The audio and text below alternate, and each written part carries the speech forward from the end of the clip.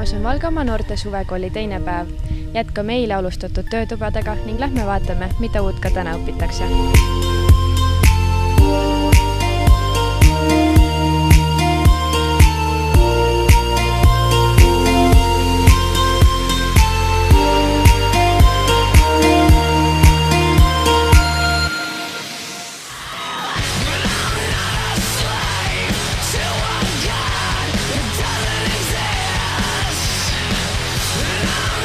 Mis see töötuba endast kujutab?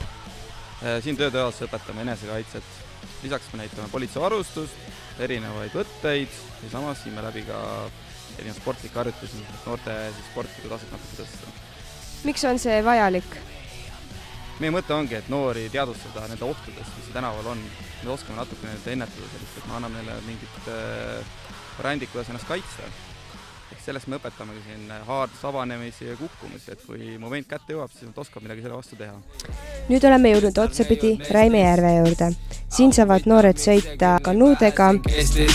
Nüüd uut asja testin, selga lükan päästevestid ja näed, tütar neiud jälle on siin mestis.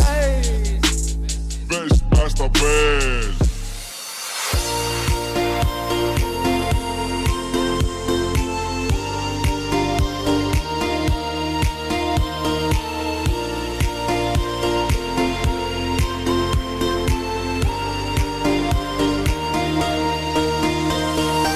Kuidas see noortele tulevikuks kasuks tuleb? Noored saavad kasutada seda koolis, tehes kodutöösid. Kindlasti ka näiteks siis, kui nad korraldavad üritusi, saavad väga hästi ise hakkama plakati tegemisega peale seda töötuba. Ja ma usun, et seda läheb veel vaja.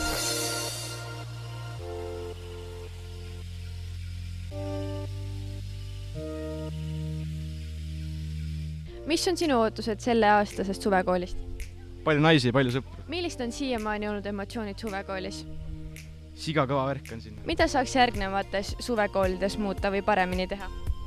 Kindlasti võiks rohkem mingi teise maakondade noori kaasata siia. Siis võiks nagu rohkem mingid spordimänge olla, aktiivsemat tegevust ja muidu on täitsa normaal jupp.